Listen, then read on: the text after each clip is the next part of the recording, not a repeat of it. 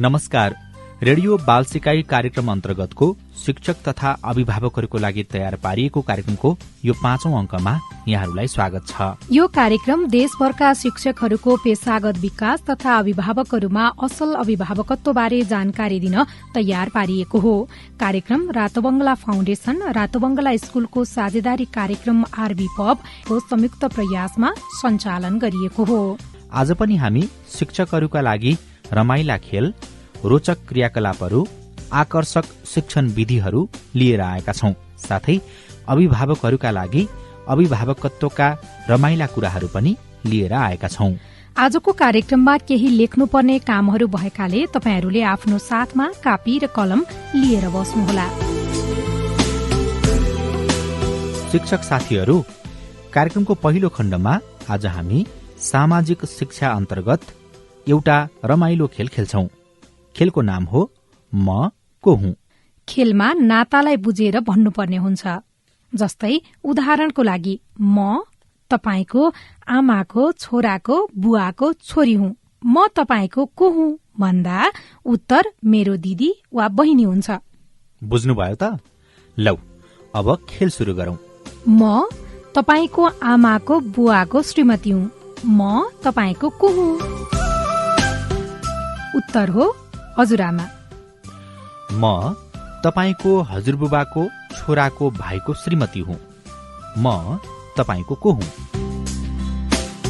उत्तर काकी। म तपाईको आमाको बुवाको बुहारीको श्रीमान हुँ। म तपाईको को हुँ? उत्तर हो मामा।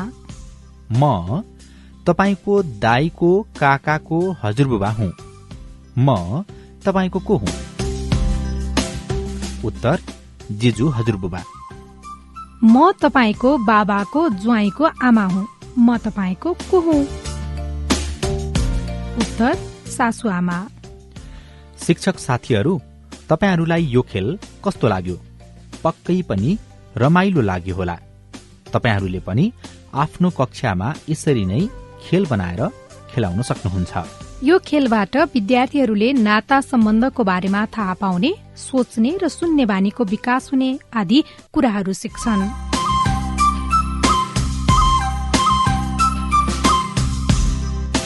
शिक्षक साथीहरू, कार्यक्रमको दोस्रो खण्डमा हामी सामाजिक शिक्षा के हो, सामाजिक शिक्षामा विद्यार्थीहरूले के सिक्दछन् र कसरी रोचक तरिकाबाट सिकाउनु पर्दछ भन्ने बारेमा छलफल गर्छौं। यस सम्बन्धी रातोबंगला स्कूल पाटन ढोकाका शिक्षिका, प्रशिक्षक तथा प्राथमिक तहका संयोजक जेनी मानन्दरसँग गरेको कुराकानी सुनौ है त। नमस्कार जेनी मिस। नमस्ते रति मिस। आज हामी सामाजिक शिक्षाको बारेमा कुरा गर्छौं। तपाईको विचारमा सामाजिक शिक्षा भनेको के हो? हाम्रो शिक्षक साथीहरूलाई एकचोटि प्रश्न पारिदिनुस् न। सामाजिक शिक्षा भनेको नागरिक दक्षता अभिवृद्धिका लागि गरिने सामाजिक विज्ञान तथा मानविकीको एकीकृत अध्ययन हो। विद्यालयभित्रकै वातावरणमा बालबालिकाहरूलाई सामाजिक शिक्षा मार्फत मानवशास्त्र, पुरातत्व विज्ञान, अर्थशास्त्र, भूगोल, इतिहास, कानून, दर्शन, राजनीतिशास्त्र, मनोविज्ञान, धर्म र समाजशास्त्र जस्ता विभिन्न विषयहरूलाई एक समायोजित गरेर व्यवस्थित तरिकाले अध्ययन गराउने विषय हो। साथै यसले मानविकी, गणित तथा प्राकृतिक विज्ञान विषयवस्तुहरूको अध्ययन गर्ने मौका पनि प्रदान गर्दछ। सामाजिक शिक्षाको मुख्य उद्देश्य भनेको नै बालबालिकाहरूलाई सांस्कृतिक रूपले विविधताका लागि सबैको हित गर्न सक्ने, तर्कपूर्ण निर्णयहरू लिन सक्ने, प्रजातान्त्रिक विश्वको लागि एक आत्मनिर्भर नागरिक तयार गर्नु हो। सामाजिक शिक्षा भनेको मानिसहरूकै अध्ययन हो। म, हामी, तपाईँ पनि यस समाजमा पर्दछ। बालबालिकाहरूलाई ऊ आफैबाट अध्ययन गर्न सिकाएर उसको वरपर रहेको घर परिवार, छरछिमेक, समुदाय, देश विदेशदेखि विश्व ब्रह्माण्डसम्मको अध्ययन गराउने विषय हो। बालबालिकाहरूले सामाजिक शिक्षाको अध्ययनबाट उसले मानिसहरूले कसरी जीवन बिताइरहेको छ, एक आपसमा कामहरू बाँडफाँड गरिरहेको छ, कसरी आफ्ना समस्याहरूलाई समाधान गर्दै आइरहेका छन्, मानिसहरूले आफ्नो वरपरको वातावरणसँग कसरी घुलमल हुन सक्छन् भन्ने कुरा सिकाउँछ। बालबालिकाहरूले आफू आफ्नो परिवार समुदाय सम्बन्धी अध्ययन गरेर उनीहरू आफै वरपर रहेको संसारलाई बुझ्दछन्। सामाजिक शिक्षाद्वारा नै बालबालिकाहरूले सांस्कृतिक र ऐतिहासिक महत्त्वबारे बुझ्दछन् र तिनको कदर गर्न पनि सिक्दछन्। सामाजिक शिक्षा भनेको समाजको अध्ययन गर्ने विषय मात्रै नभएर यसले विभिन्न विषयलाई समेटेको रहेछ, होइन त मिस? हजुर। भनेपछि विशेष गरी प्राथमिक तहका बालबालिकाहरूले सामाजिक शिक्षामा के कुरा सिक्दछन् त? बालबालिकाहरूले धेरै कुराहरू रहेको वातावरण, विद्यालयभित्र र बाहिर दुवैबाट सिकिरहेका हुन्छन्। यसर्थ पाठ्यक्रम बालबालिकाहरूको जीवनको अनुभवहरूसँगै सम्बन्धित हुन जरुरी छ। यसमा आत्मकेन्द्रित हुने जुन मात्रा छ, कक्षा 1मा उसले अनिवार्य रूपमा आफूसँग सम्बन्धित हुनुपर्छ। भन्नाको अर्थ आफूले जानेको विषय छ भने उनीहरू बढी आत्मकेन्द्रित हुन्छ। कक्षा 2मा भने आफूसँग सम्बन्धित भइकन पनि उसले अर्को एउटा विषय पनि केन्द्रित हुन सक्छन्, तर त्यो अलिकति आफूसँग रहेकै विषय हुनुपर्छ। र कक्षा 3मा चाहिँ आफूसँग बाहेक आफूले नजानेको विषयमा पनि उनीहरूले अध्ययन गर्न सक्छन्। त्यसरी नै अध्ययनको क्षेत्रमा कक्षा 1मा चाहिँ आफू, परिवार, स्कुल, छिमेक, आफू रहेको नगर वा सहरमा केन्द्रित हुन सक्छन् भने कक्षा 2मा चाहिँ आफू रहेको समुदाय, राज्य र देशमा उनीहरूको अध्ययन सीमित हुन्छ। त्यसै गरी कक्षा 3मा चाहिँ अन्य संस्कृति र युगहरूसँग पनि उनीहरूले अध्ययनको दायरामा राख्न सक्छन्। अर्को विषय छ जटिलताको मात्रामा। कक्षा 1मा आफूसँग आधारभूत आवश्यकता आफूसँग सम्बन्धित भएको मात्र उनीहरूले अध्ययन गर्न सक्छन् भने कक्षा 2मा एकभन्दा बढी केन्द्रित रहन सक्छ। कक्षा 2मा आफूसँग सँगै अरू कुरामा पनि उनीहरू केन्द्रित हुन सक्छन्। कक्षा 3को हकमा आफ्नो कुरा मात्र नभई थाहा नभएको कुरामा पनि उनीहरूको अध्ययन रहन सक्छन्। भनेपछि हामीले सामाजिक शिक्षाको अध्ययन गराउँदाखेरि उनीहरूलाई चाहिँ प्रभावकारी तरिकाले शिक्षण गराउनुपर्छ होला। हजुर। सामाजिक शिक्षालाई कसरी रोचक र प्रभावकारी तरिकाले सिकाउनु पर्छ होला? प्राथमिक तहका बालबालिकाहरू उत्सुकताले भरेको हुन्छ। उनीहरू प्रश्न गर्न, अनुसन्धान गर्न, सोधखोज गर्न, विश्लेषण गर्न, विचार गर्न मन पराउँछन्। उनीहरूले आफू, आफ्नो परिवार, छरछिमेक, समुदायलाई हेरेर अवलोकन गरेर, अन्तर्क्रिया गरेर पुरै विश्वको मानचित्र तयार गर्न सक्छन्। यसैले बालबालिकाहरूलाई सामाजिक शिक्षा शिक्षण गराउँदा विभिन्न तरिका जस्तै कति कुरालाई अवलोकन गराएर, भ्रमण गराएर, यसमा म बुदाको रूपमा भन्न गइरहेको छु, तथ्याङ्क सङ्कलन गर्न लगाएर, चित्र कोर्न लगाएर, घर परिवार, छरछिमेक, समुदाय मानिसहरूमा पाठ आवश्यकता अनुसार अन्तर्वार्ता लिन लगाएर, प्रश्न सोधेर उत्तर खोज्न लगाएर, प्राथमिक अनुसन्धानका कार्यहरू गर्न लगाएर, उनीहरूले देखे, जानेका, बुझेका कुराहरूमा आदान प्रदान, अन्तर्क्रिया गरेर, समानता र भिन्नताका बारेमा सोच्न र कुराकानी गरेर, उनीहरूको अध्ययन अनुसन्धानलाई प्रस्तुति गर्न लगाएर, परियोजना कार्य गर्न लगाएर, समूहमा काम गर्न लगाएर, कति कुरामा आफैले सूचनाहरू खोजी गर्न लगाएर, विषयसँग सम्बन्धित चित्र र भिडियो देखाएर आदि विविध तरिका अपनाएर कक्षालाई आवश्यकता अनुसार रोचक ढङ्गबाट सिकाउन सकिन्छ। यसैबाट उसले गणित, भाषा, विज्ञान, कलाका कति सिपहरू सिकिरहेका हुन्छन्। यस्ता तरिकाबाट सिकाउँदा बालबालिकाहरू सिक्नमा धेरै उत्साहित हुने गर्दछन्। भर्खरको कुराकानी जस्तै तपाईले पनि यी विविध तरिकाहरू अपनाएर सामाजिक शिक्षाको अध्ययनलाई अझ रोचक बनाउन सक्नुहुन्छ।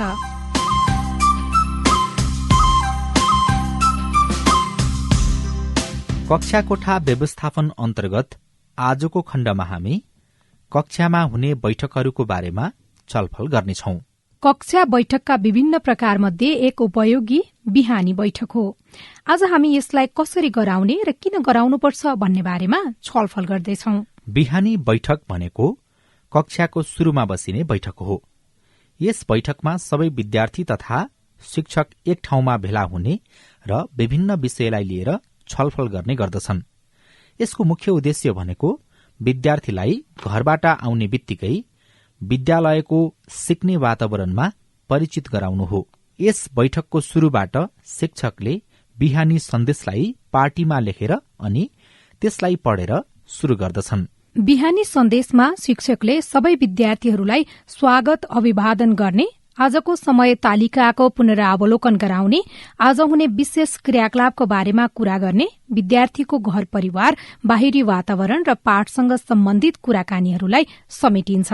यस बारेमा अझ प्रष्ट हुन एउटा उदाहरण सुनौ। शारदा माध्यमिक विद्यालयमा बिहानीको प्रार्थना सकाएर कक्षा 3 का विद्यार्थीहरू कक्षा कोठाको एक ठाउँमा गोलो घेरा लगाएर बसेका हुन्छन्। शिक्षिकाले सेतो पाटीमा उनीहरूका लागि आजको बिहानी सन्देश लेखेर राख्नु भएको हुन्छ।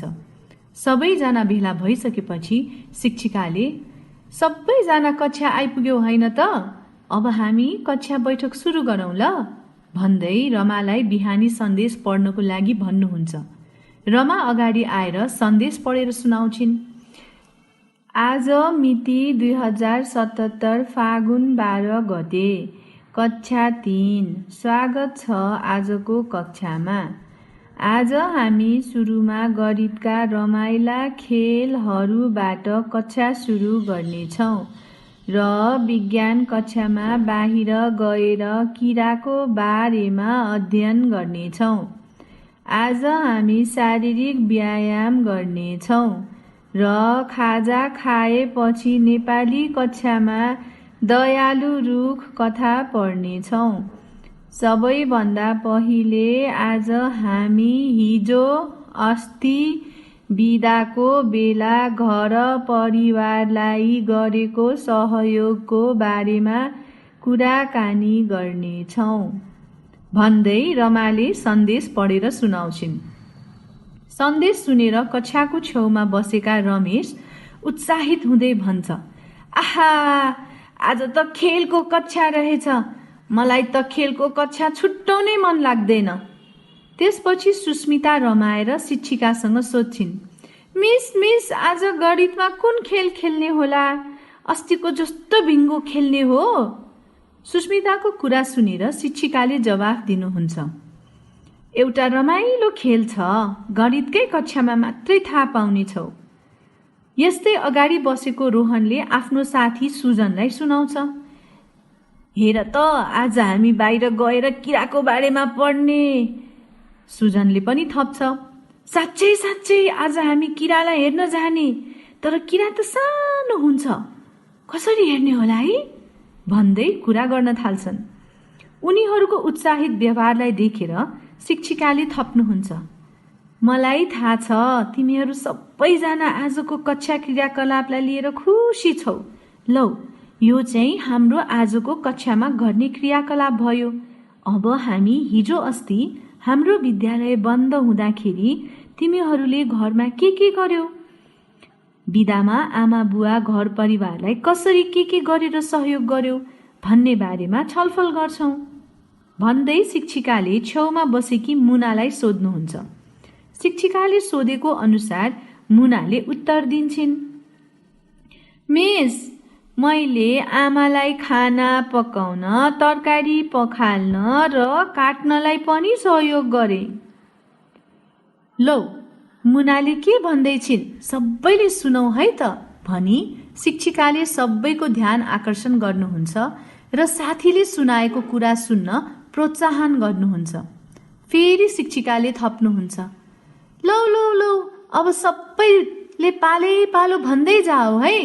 मुनापछि रोहनको पालो, रोहनपछि सुजनको, अनि रमनको, अनि विनिताको। सबैले एकै स्वरमा हुन्छ भन्छन्। यसरी शिक्षिकाले पालै पालो गरी सबैलाई आफ्ना कुराहरू राख्न लगाउनुहुन्छ। शिक्षिकाले करिब 15-20 मिनेटको समय विद्यार्थीसँग यसरी दैनिक बिहानी बैठक गर्नुहुन्छ। यसपछि शिक्षिकाले बैठकको अन्त्य यसरी गर्नुहुन्छ, लौ आजको हाम्रो बिहानी बैठक सकिएको छ। अब हामी आफ्नो ठाउँमा गएर बस्नेछौँ अनि हाम्रो आजको समय तालिका अनुसार पाठ पढ्नेछौँ। शिक्षक साथीहरू, यो एउटा बिहानी बैठकको उदाहरण थियो। बिहानी बैठक कसरी सञ्चालन गर्ने भन्ने कुरा उदाहरणबाट प्रष्ट भइसक्यो होला। बिहानी बैठक गर्दा विद्यालयको प्रार्थना सभा सकाएर कक्षाको एउटा ठाउँमा विद्यार्थीहरूको भेला बस्न लगाई शिक्षक सबैको पहुँच हुने गरी बस्नुपर्छ। शिक्षकले तयारी गरेर राखेको बिहानी सन्देशलाई सानो कक्षाको हकमा शिक्षकद्वारा पढेर सुनाउने र अलि माथिल्लो कक्षा वा पढ्न सक्ने विद्यार्थीहरूका लागि विद्यार्थी आफैद्वारा एक लाइन पढ्न लगाई बैठक शुरू गर्न लगाउँदा राम्रो हुन्छ। यो समयमा सबै विद्यार्थीहरूको हाजिरी लिन, उनीहरूसँग सन्चो बिसन्चोको बारेमा सोध्न, आजको दिनभरिको क्रियाकलापहरूको बारेमा चर्चा गर्न पनि सकिन्छ। बिहानी बैठक गर्दा विद्यार्थीहरूले के कुरा सिक्छन्?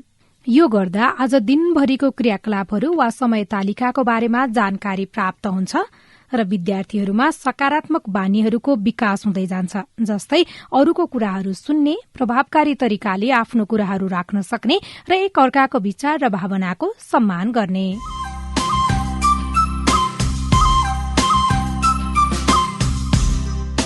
अभिभावकहरूका लागि तयार पारिएको अबको यो खण्डमा हामी असल अभिभावकत्वको बारेमा कुराकानी गर्नेछौं। आज असल अभिभावकत्व अन्तर्गत हामी तपाईहरूसँग बालबालिकाहरूको उमेर अनुसार सिकाइका बारेमा छलफल गर्नेछौं। यसका लागि हामीले बालबालिकाहरूको विकास र आवश्यकताका चरणहरूलाई बुझ्नु जरूरी छ। त्यसैले आज हामी अमेरिकन वैज्ञानिक अब्राहम मास्लोले प्रतिपादन गर्नुभएको वर्गीयता क्रमका बारेमा छलफल गर्नेछौं। उहाँले निकै अध्ययन र अनुसन्धानका आधारमा यस वर्गीयता क्रमलाई प्रतिपादन गर्नुभएको हो। बालबालिकाहरूले गर्ने व्यवहार, उनीहरूको समाज र परिवारप्रतिको दृष्टिकोण, बौद्धिकता र आत्मविश्वासमा यही वर्गीयता क्रमले महत्वपूर्ण भूमिका खेलेको हुन्छ। उहाँले यसलाई 7 भागमा बाँड्नु भएको छ। पहिलो नम्बरमा शारीरिक प्रक्रियाको आवश्यकता पर्छ। कस्तो रोइरहेको, के भएको होला? कतै बिरामी त भएन? बजारको खाना भन्दा घरमा बनाएको खाना राम्रो। बालबालिकाहरूले भोक र शारीरिक अप्ठ्याराका कुराहरू भन्न जान्दैनन्। त्यसैले अभिभावकले उनीहरूको उमेर र आवश्यकता अनुसार सन्तुलित र पौष्टिक भोजन गराउनु पर्दछ। आराम विरामको हेक्का राख्नुपर्छ, साथै सरसफाईको पनि ध्यान राख्नुपर्छ, जसले गर्दा बालबालिकाहरू निरोगी रहन्छन्। बालबालिकाहरूको शारीरिक आवश्यकताको परिपूर्ति यस वर्गीयता क्रमको प्रमुख प्राथमिकतामा पर्छ। दोस्रो सुरक्षाको, जस्तै पख तेरो त नि म त कानै काटिदिन्छु। तँलाई थाहा छैन? तँलाई त त्यही मन्दिरबाट उठाएर ल्याएको त हो नि। काले भैँसी, त्यसै तेरो नाम राखेको छैन। यस्ता किसिमका अभिव्यक्तिले बालबालिकामा डर, त्रास वा भनौं अरूप्रति अविश्वासी बनाउँछ। बिना कारण हप्काउने, पिट्ने, गाली गर्नाले बच्चा काँतर र डरछिरुवा हुन्छन्। यसको सट्टा हामीले उनीहरूको उमेर अनुसार कुरा बुझाउनु पर्दछ र उनीहरूलाई ढुक्क र सुरक्षित महसुस गराउनु पर्दछ, जसले गर्दा उनीहरू आफूलाई सुरक्षित महसुस गरून्। तेस्रो सम्बद्धता र माया बालबालिकाहरूको लागि अति आवश्यक छ। म आज एउटा तिमी जस्तै राम्री राजकुमारीको कथा पढेर सुनाउँछु है। मेरी छोरीसँग म पनि साइकल चलाउँछु है। खै त मलाई अँगालो हालेको मेरो छोराले। आफ्ना केटाकेटीले राम्रो गरून्, इमान्दारीपूर्वक आफ्नो हेरविचार गरून् र समाजमा एउटा अनुकरणीय व्यक्ति अथवा रोल मोडेल हौन् भन्ने सबै अभिभावकको सपना हुन्छ। हामीहरूले उनीहरूको आवश्यकता पूरा गरिरहेका हुन्छौं, तर हरेक दिन उनीहरूको लागि समय छुट्याउनुपर्छ। यस समयमा अभिभावकहरूले उनीहरूसँग खेल्ने, उनीहरूको कुरा सुन्ने, कथा सुनाउने, कुराकानी गर्नुपर्दछ, जसले गर्दा उनीहरूले हाम्रो माया महसुस गरून् र उनीहरूले माया र सद्भाव सिकुन्। चौथो आत्मसम्मान। हेर त, सक्षम त फेरि कक्षामा प्रथम भएछ। त चाहिँ जहिले पनि लास्ट। के ठुलो मान्छेको सँग बसेर मक्ख परिरा, ठुलाको सँग बसेर खुब ठुलो भई भन्ठान्दो। तैले त सक्दैनस्, त कामै लाग्दैनस्। यस्ता वचनले बालबालिकाहरूमा असफलता र अक्षमताको भाव विकास गर्न सक्दछ। यस्ता वचनले उनीहरूको आत्मसम्मानमा ठेस पुग्छ, जसले गर्दा उनीहरूले आफूलाई असक्षम र असफल सोच्न थाल्दछन्। परिणामस्वरूप उनीहरूको आत्मविश्वासमा कमी आउन थाल्छ। त्यसैले बालबालिकाहरूलाई उमेर अनुसार जिम्मेवारी दिनुपर्दछ र गरेको कामलाई प्रशंसा गर्नुपर्छ। यसो गरेमा उनीहरूमा आत्मविश्वास बढी हरेक काम र परिस्थितिलाई सामना गर्न सक्दछन्। यदि बालबालिकाबाट कुनै गल्ती भएमा गाली वा अपमान नगरिकन सही तरिकाबाट सिकाउनुपर्छ। 5औं बौद्धिक। सागरको छोरा त हिँड्ने भइसक्यो, मेरी छोरी कहिले हिँड्ने होला? तिमी त सधैँ फेल हुन्छ, कहिले पास भएर हाम्रो नाक राख्छौ होला? यत्रो ठुलो भइसक्यो तै पनि केही सिक्ने ढङ्ग छैन यसको, केही कुरा पनि राम्रोसँग गर्न आउँदैन यसलाई। हामीले बालबालिकाहरूसँग अपेक्षा राख्नु अगाडि यो कुरा बुझ्न जरुरी छ कि हरेक बच्चाको उमेर अनुसारको आफ्नै बुझाइ र सिकाइ हुन्छ। त्यसैले हामीले उनीहरूलाई अरूसँग तुलना गर्नु हुँदैन। उसमा नभएको सिपको इच्छा राख्नुको सट्टा उसमा भएको सिपलाई निखार्नुपर्छ। 6औं सुसम्बद्धता। छोरा, पल्लो घरको काका बिरामी पर्नु भएको रहेछ, तिमी र म उहाँलाई भेटेर आउनुपर्छ है। टोलका सबैजना मिलेर बाटो बनाउँदै रहेछ, हामी पनि जानुपर्छ है मद्दत गर्नलाई। सुसम्बद्धताले बालबालिकाहरूलाई परिवार र समाजसँग बाँध्ने काम गर्दछ। त्यसैले हामीले सकेसम्म बालबालिकाहरूलाई सामाजिक काममा सहभागी गर्नुपर्छ।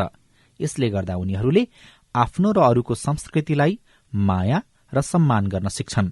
सामाजिक उत्तरदायित्वलाई बुझी सक्षम नागरिक हुन सक्दछन्। 7औं आत्मप्रकाशन। हत्तेरी, मेरो बच्चाले त कुरै बुझ्दैनन्, जे नगर भन्यो त्यही गरिरहेको हुन्छ। बाबु, तिमी म जस्तै डाक्टर बन्नुपर्छ, यस्तो चित्र कोरेर केही हुनेवाला छैन। अभिभावकले आफ्नो इच्छा बालबालिकामा लाद्नुको सट्टा उनीहरूलाई आत्ममूल्याङ्कन गराउन सक्नुपर्दछ, जसले गर्दा भविष्यमा उनीहरू असल नागरिक, कलाकार, व्यवसायी वा आफूले चाहेको क्षेत्र अँगालेर सफल हुन सकुन्।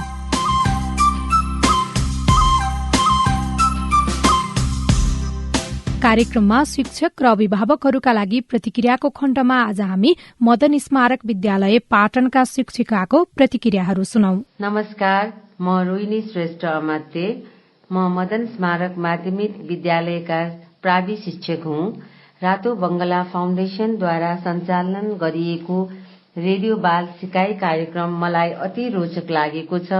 यस कार्यक्रममा कथा, कविताहरू, विभिन्न नाटक, बाल गीत, संगीतहरूले बालबालिकाहरूलाई मनोरञ्जन पुर्याउनका साथै बालबालिकाहरू तथा अभिभावकहरूलाई जानकारीमूलक शिक्षण सिकाइ भएकोले यो कार्यक्रम मलाई निकै राम्रो लाग्यो।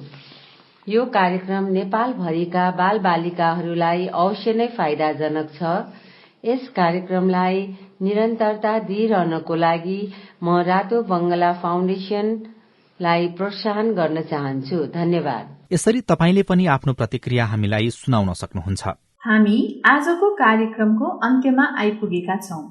तपाईहरूले हाम्रो कार्यक्रम नियमित रूपमा सुन्नुहोस् र आफ्ना चिनेका शिक्षक तथा अभिभावकहरूलाई पनि सुन्न प्रोत्साहन गर्नुहोस्। शिक्षा सम्बन्धी रमाइला कुराहरूमा समावेश हुनका लागि हाम्रो पेजलाई लाइक तथा सब्स्क्राइब पनि गर्न नबिर्सिनुहोला। हामीलाई सम्पर्क गर्न फेसबुक पेज रातो बंगला फाउन्डेशनमा लेखी पठाउनुहोस् वा रातो बंगला फाउन्डेशन पाटन ढोका ललितपुरमा पत्र पठाउनुहोस् वा radiobalsikai.rbf@gmail.com मा इमेल पठाउनुहोस्। नमस्कार।